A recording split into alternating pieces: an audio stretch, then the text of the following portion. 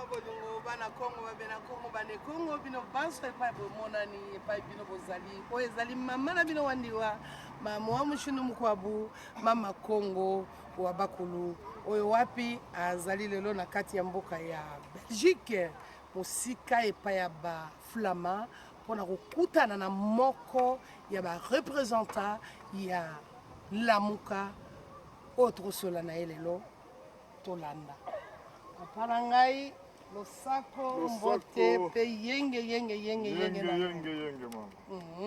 Mama Congo. Ok kofanda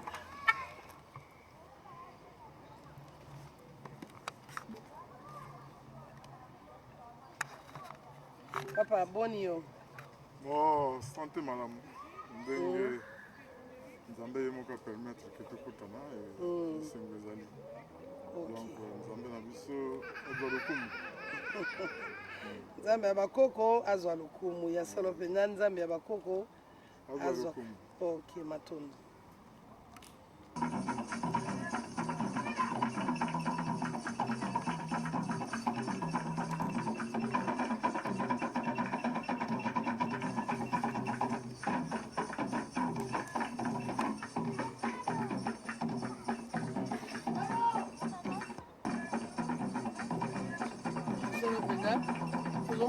mboka baninga kitoko oui biso mpe po ekoma boye eza nango eka moke volonté kaka volonté politique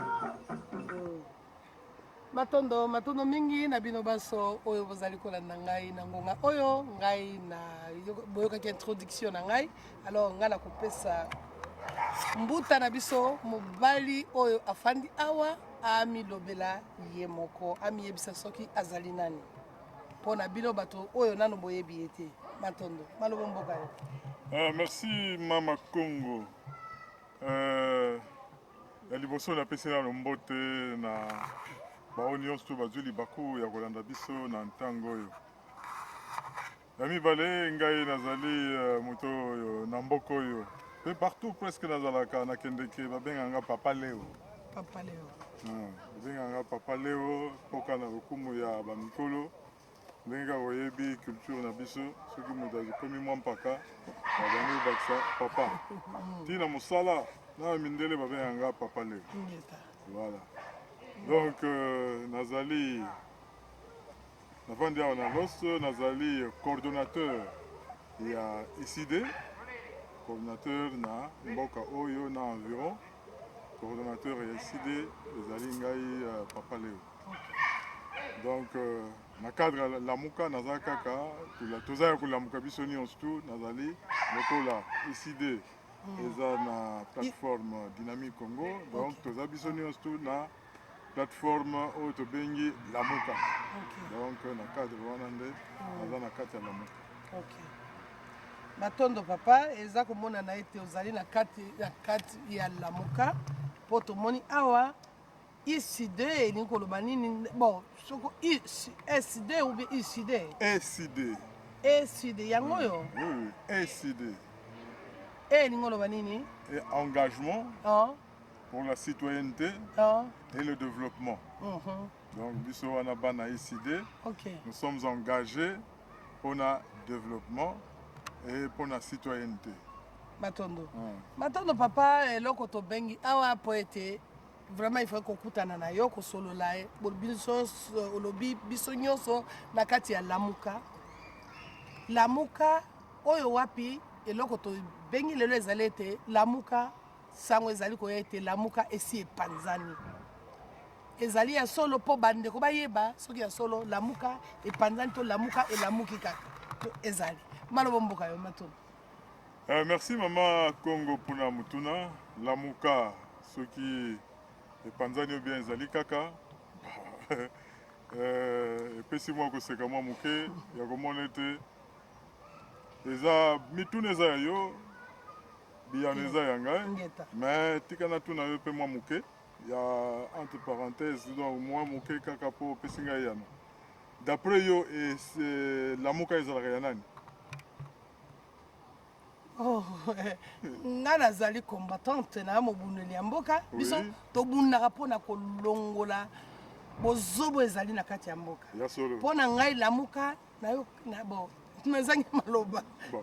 ezala ya bakongole no Bon, bongo voilà, de voilà. Lamuka ezali eloko oyo peuple asengaki.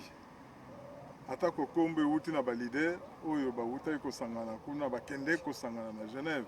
Oyebi histoire tango bakonzi na biso basangani na Sainte-Thérèse basololi na peuple alobi bopesa biso candidat moko po toyeba kodeboulonner adversaire na biso aza en face.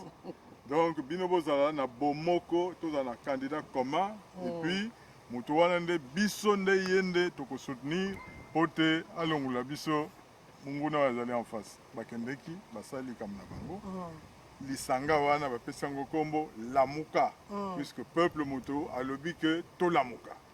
Donc peuple alamuki. Sikoyo bino balider oyo peuple atindaki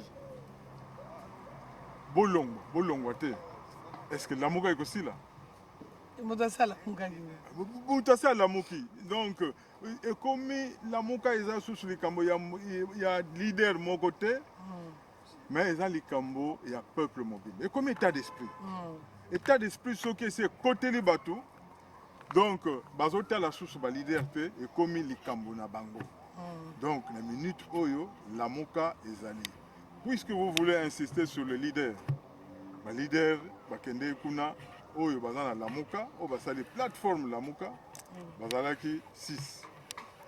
Na 6 wana moko abendani na ye clairement alobi clairement que ye alongwe moko wana nani Musa Nyamwisi. ok alongwaki ntango nini Alongwe kala mingi te mais oui alongwe sikoyo voilà ok po lamuka tango mais babandaki sisi wana baza banani mpo tokokoyeba bandeko mosusu bayebi te bakokoyeba bayeba bakomo na bango totanga nanu ndenge bazalaki po au départ bazalaki 7 ok po bazalaki na nani tozalaki na Bemba tozalaki na Martin Fayulu tozalaki na Matungulu tozalaki na Moïse Katumbi tozalaki na professeur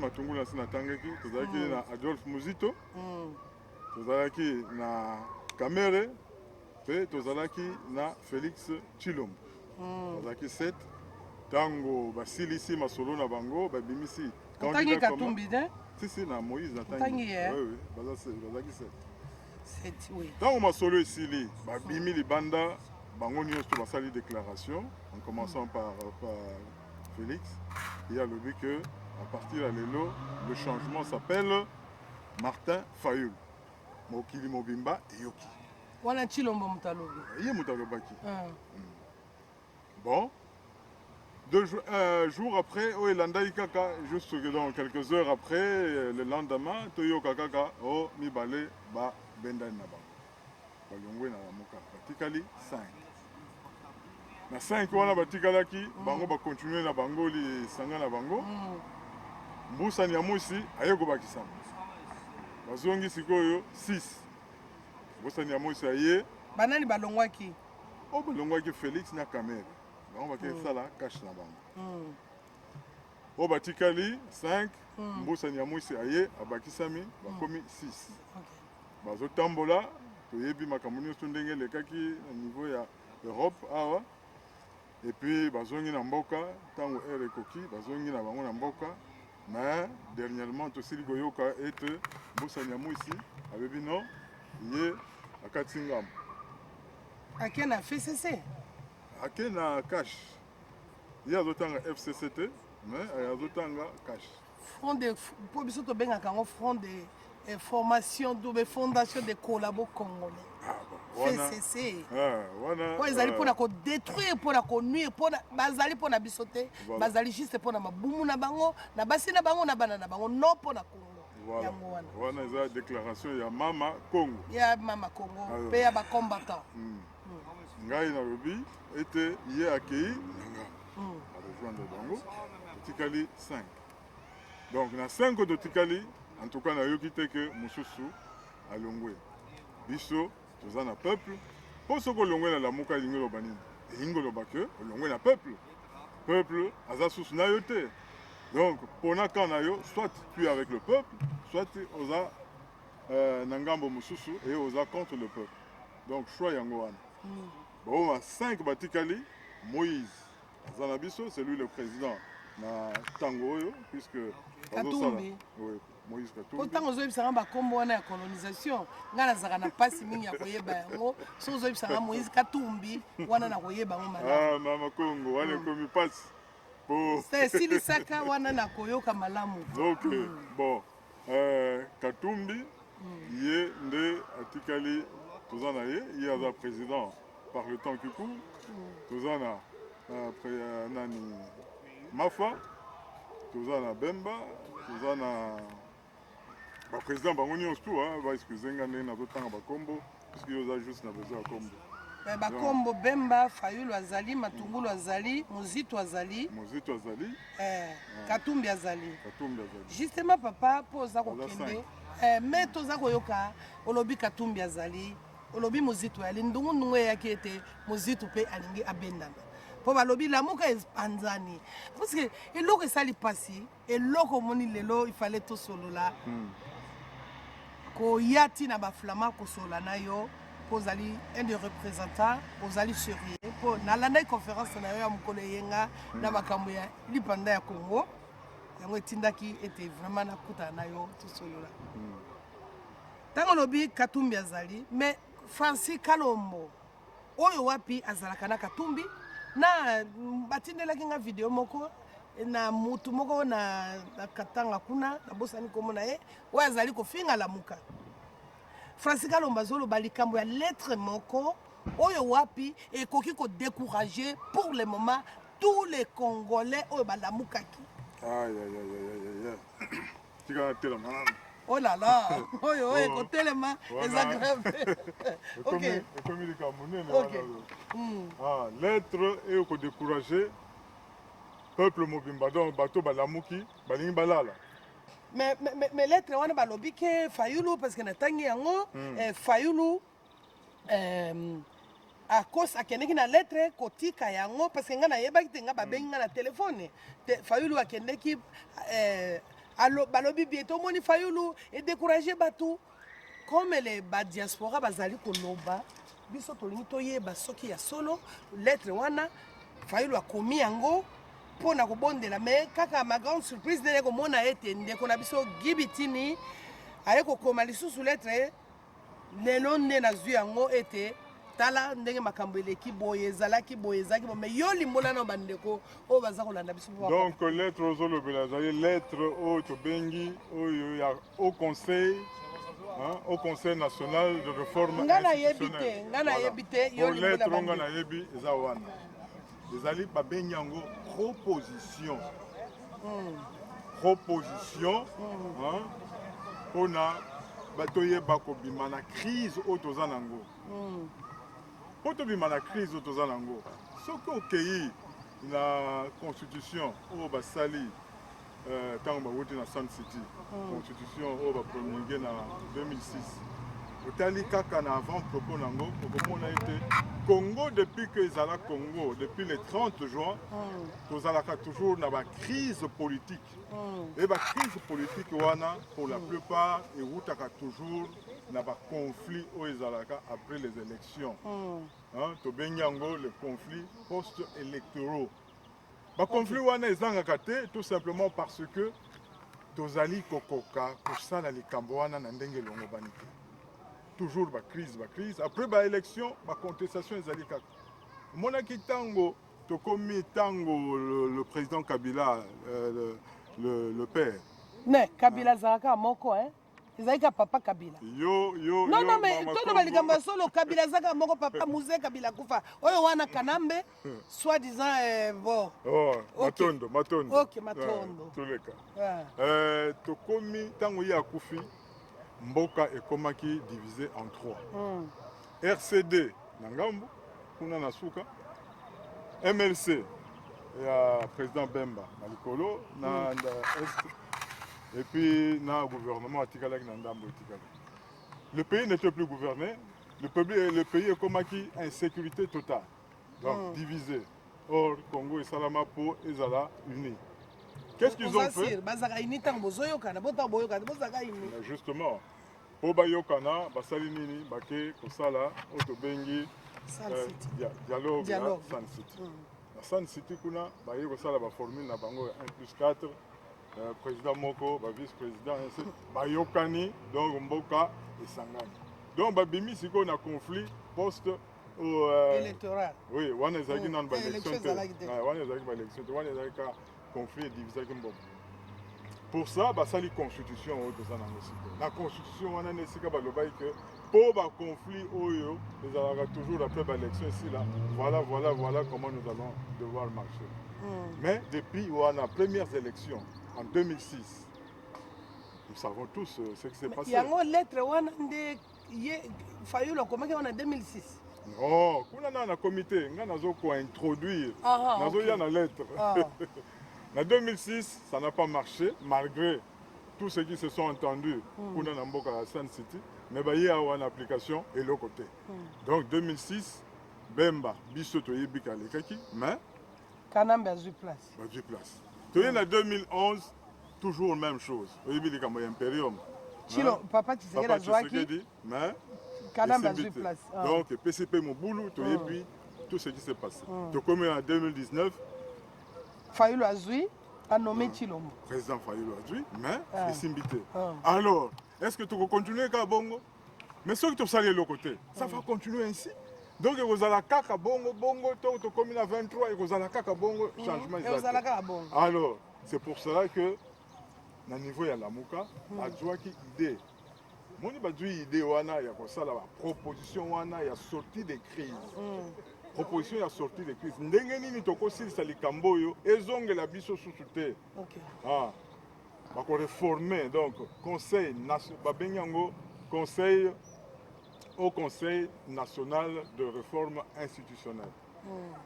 Bako redire eloko nini bako réviser kuna bako tala likambo itali seni, bako tala likambo itali cour constitutionnelle, bako tala likambo itali sécurité ya mboka, bako tala likambo itali gouvernance.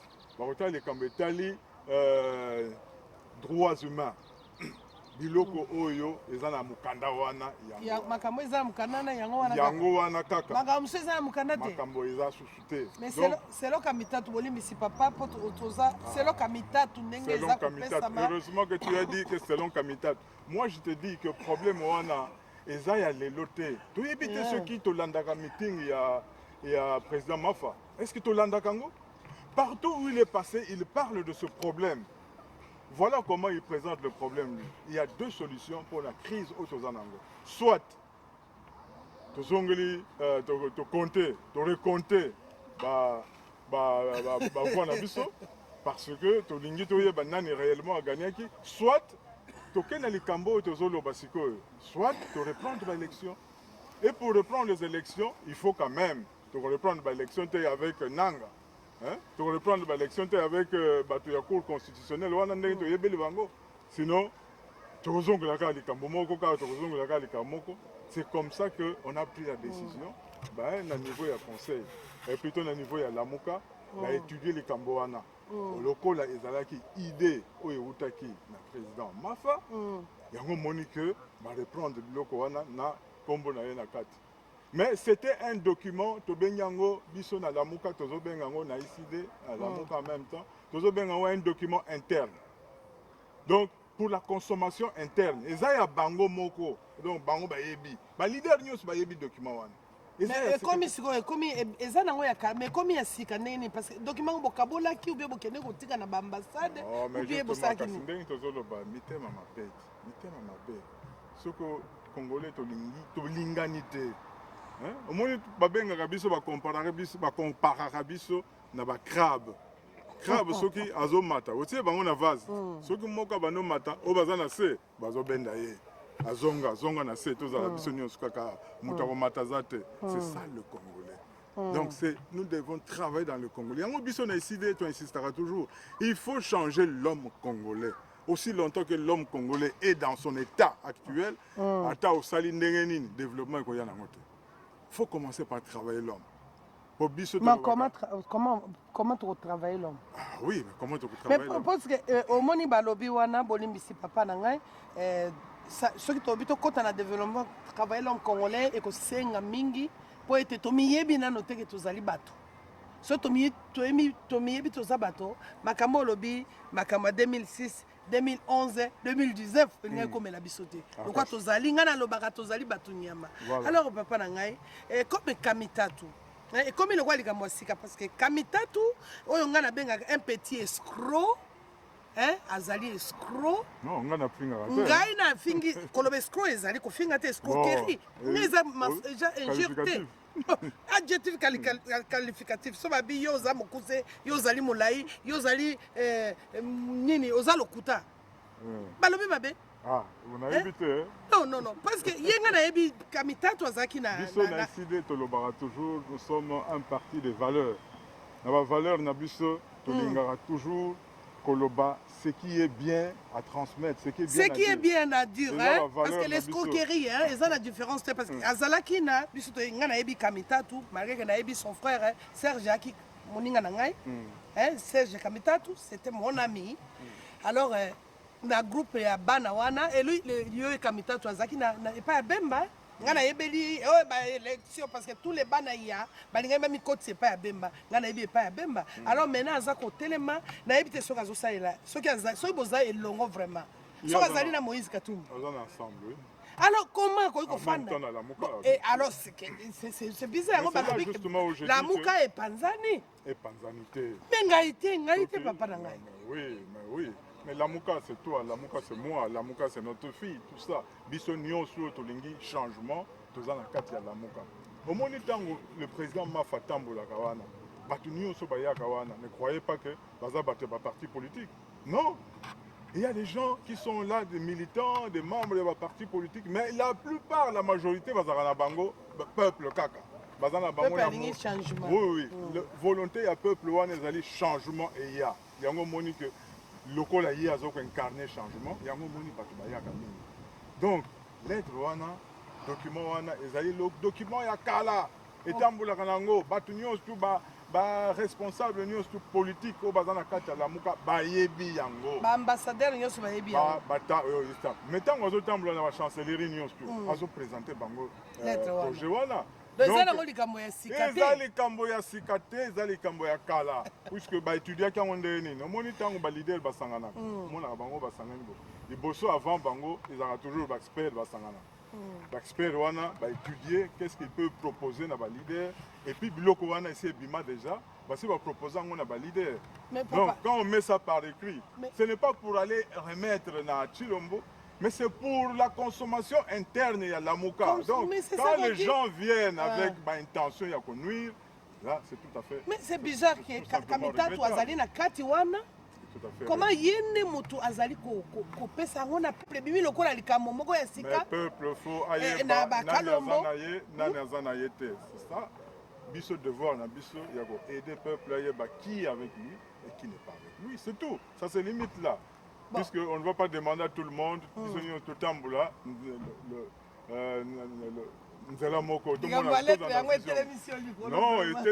puisque ça c'est très important.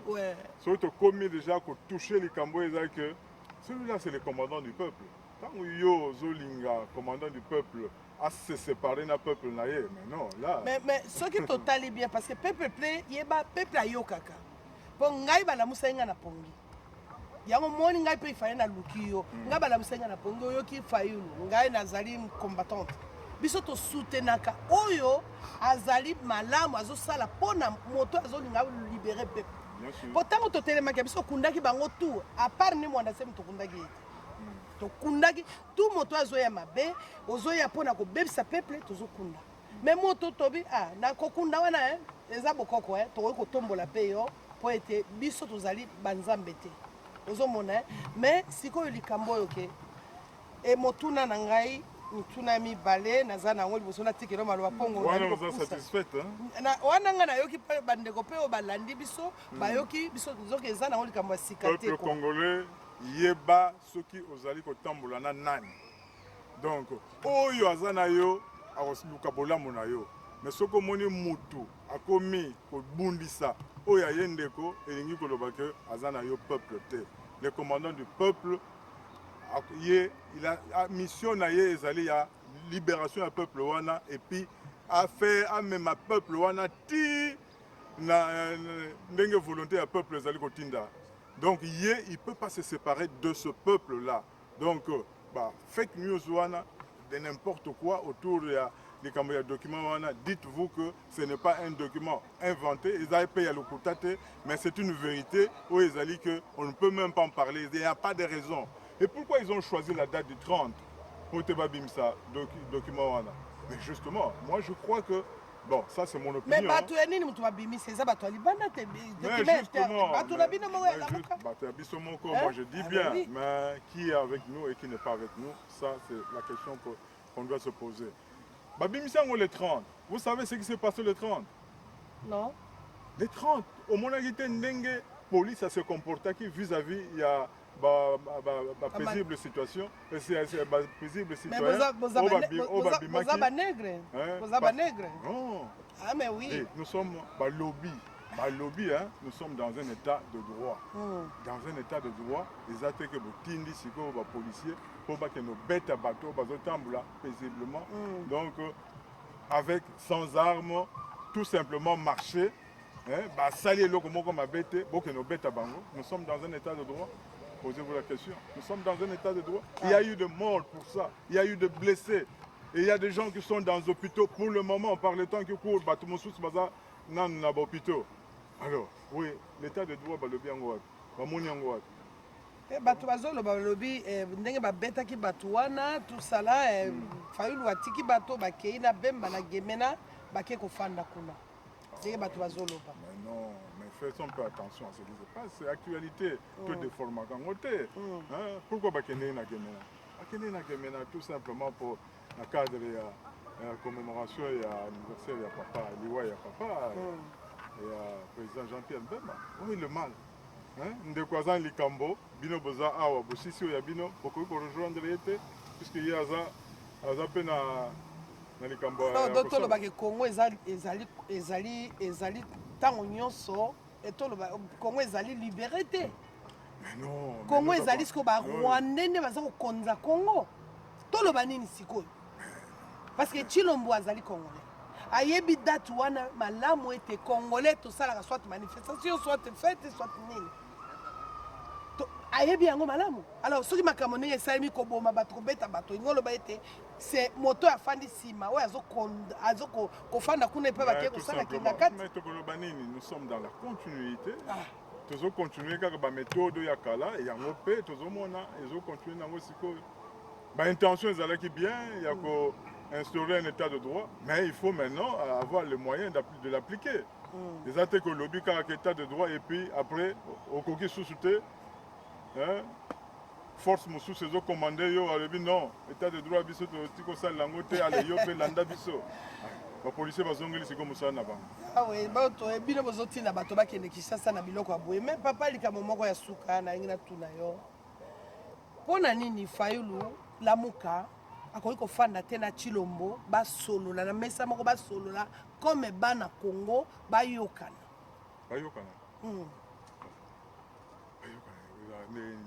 Comment tu peux expliquer ça? Eza motu na ngana tuni po Fayulu partout tozo kotala ba vidéo ba nini epa aza okende peuple aza sima na ye wenze. Peuple aza kosepela. Oka natalaki mo bana bike ko na sepela na ye pona nini? Bon, ngala bayebi ke peuple votaki ye. Peuple azo sepela na ye parce que hier azo ko incarner espoir ya peuple wana. Or de l'autre côté, eza likamusu. Mais yaona tuni est-ce bakoko benda na te basolo. Mais ye aza déjà na coalition. Lobi na yo ki est. Lobi France 24 oui. Ba interroger ba lobi yo ndeni na ndeko nanga ndeko ma biso musukuna. A expliqué bien que non, bango baza na coalition, c'est-à-dire que bavandi penza coalition limbisanga cohabitation to coalition Coalition. yo za professeur yebisa na biso différence wana Différence ezali cohabitation boye. na coalition Soki oza na cohabitation olingi koloba ke yo oza na makambo na yo nga mpe naza na makambo na nga mais tokutanaka mais tovandi ensemble donc moto na moto azotala makambo na ye mais soki tokómi na coalition c'est-à-dire que makambo na biso nyonso totie ensemble donc soki ngai nalingi nasala likambo fo natuna yo yo soki olingi osala likambo otuni ngai wana nde tokómi sikoyo na coalition bon donc elingi oloba ke mariage mpenza evandi bon sikoyo bato baza na kati ya mariage balobi yango pleinement monde entier emoni yango eza likambo oyo soki oke na youtube okomona kaka interview asalaki donc wana eza clair bango baza na coalition yo okende kosepare libala bato oyo elendi déjà bimisi misisa okende osepare yango ndeni non wana okokota makambo na bango te biso tozoluka nde solution par le haut conseil oyo tozolobela mpo toreforme mboka tozonga sikoyo na baélection ya sika et puis tobandeli ya zéro mutu nyonso akozala le bienvenu na baélection mais bokoresi ndenge nini papa nanga parce que bato oyo batie Chilombo mpo balingi te balobaki mpasi oyo bakongole bazomona bazwi Chilombo babibi oyo zwa mpo ndenge bazalaki bango nyonso na Genève tozalaki kolanda bango yoki zwa place oyo kanambe fana na nsima mpo bakongole balingi yo te fana na nsima bokomandaka parce que sikoyo actuellement plein de soldats na Kivu bana Kivu baza kolela basoda batondi na Kivu baza kouta Rwanda basoda batondi na Bakongo basoda bazouta wapi batondi na Congo kotonda mpona kosala nini bon wana info wana yo nde moto ozoloba ngai na vérifie likambo wana te mpona yeba ye te ke basoda bauti boye bakoti boye lobi question wana mpe apozaki yango alobi en tout cas pour lui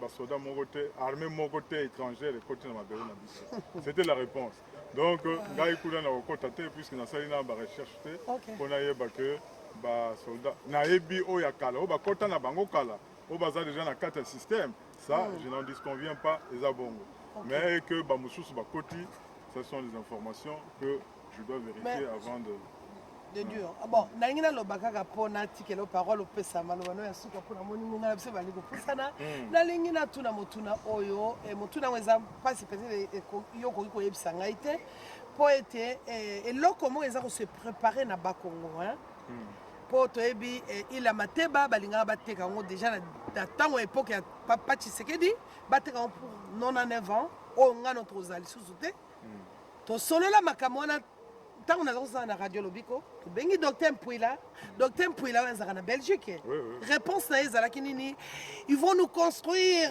un docteur un médecin azoloba bahôpitaux ultra moderne so okoti na bahôpitaux wana okufaka lisusu te wana ngamu nalobi exemple tozoloba baintellectuel illettré ou bien intellectuel congolais ultra moderne bazwi biso 99 ans na bakongo nafingi te nalobi malamu les intellectuels illettrés nga na yo nde mwana nzembe aloba na bango nde mwana nzembe aloba les intellectuels illettrés ozomona ye na badiplôme nini tusa mayele ya moto yali te kaka baza kodikte bango eloko wana papa balingi balongola babandi kobomela biso po ya matadi malembe bana kongo so bocomprendre te elongo matadi tokomi na boma sikoyo boma lisusu te balobi batongela bango po ya banana sikoyo ezozala je nini bazosala wana bazwa pont basala ti na pointe noire na nzinzi mpo biloko eutaka kuna baboma sikoyo ozokomprendre nde baboma bakongo atobi bakongo luzibula meso so bozibuli meso te esili eza projet ya lelo te eza likambo wana ebandi lelo te même na ntango ya kala ezalaki likambo oyo ezalaki soumise na l'Assemblée nationale de dossier wana batraitaki yango mais en tout cas je sais qu'au niveau ya Bas-Congo ils étaient pas d'accord basalaki bamemo batelemelaki likambo wana tout simplement parce que le pont risque ya konuire na baintérêt ya port ya Matadi na port ya Boma.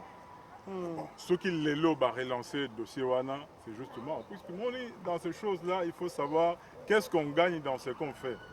Si le peuple congolais va gagner quelque chose, il va en tout cas se retrouver dans le projet. En ce moment-là, c'est bénéfique, c'est bien. Mais si le projet, puisqu'il faut qu'il y ait des gens qui puissent étudier ça, Ngaï, je n'ai pas maîtrise wana ou bien connaissance wana koyeba qu'est-ce qu'on gagne et qu'est-ce qu'on perd.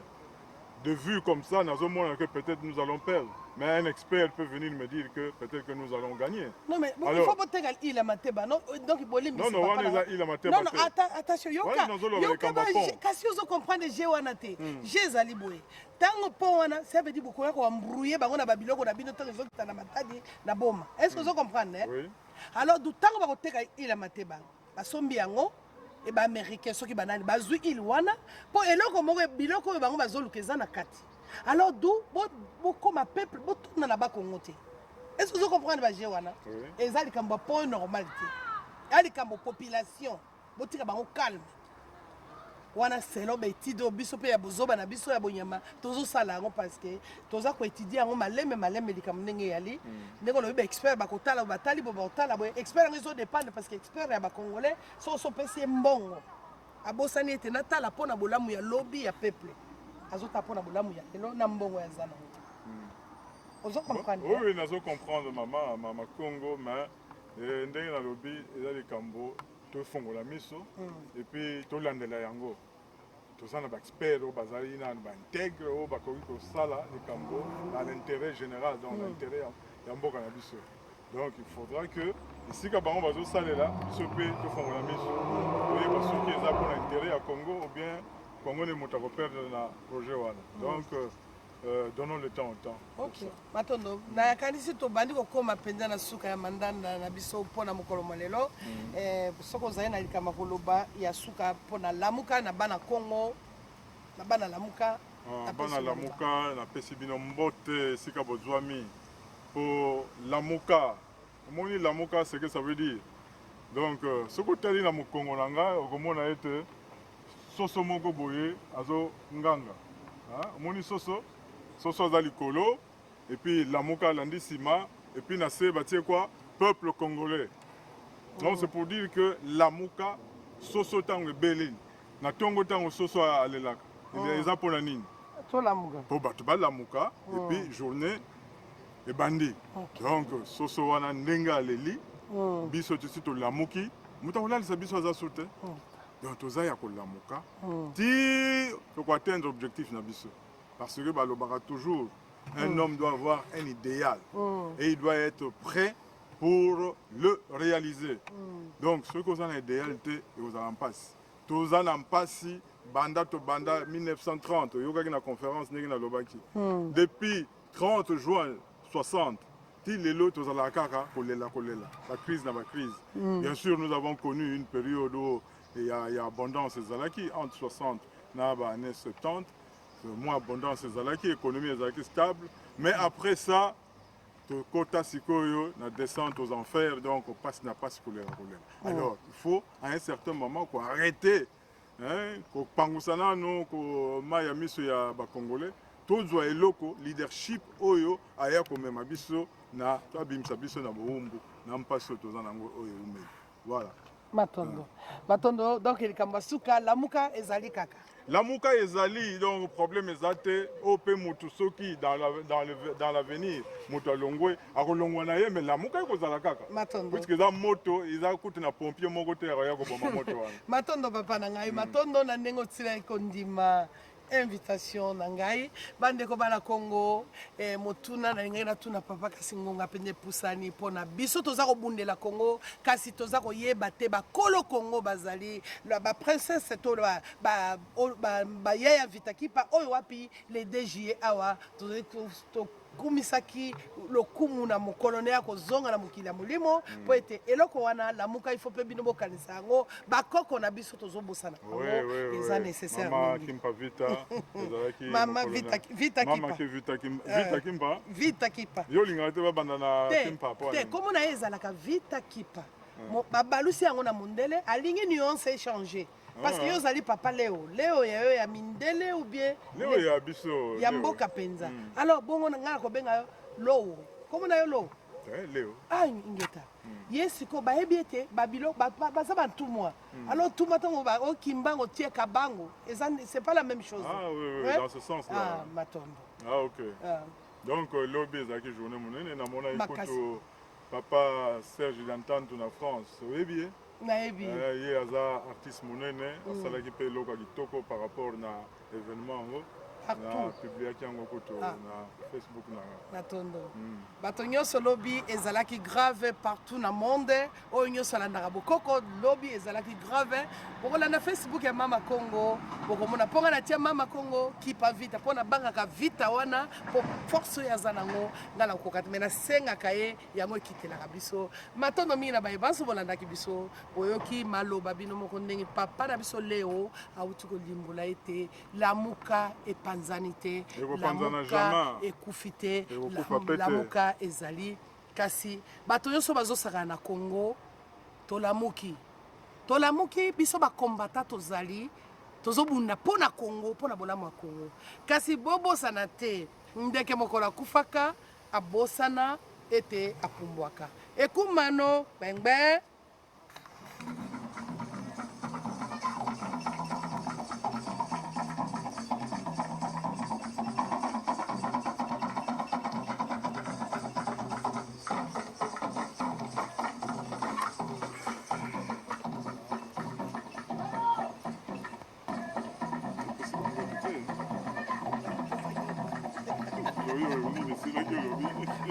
Oui.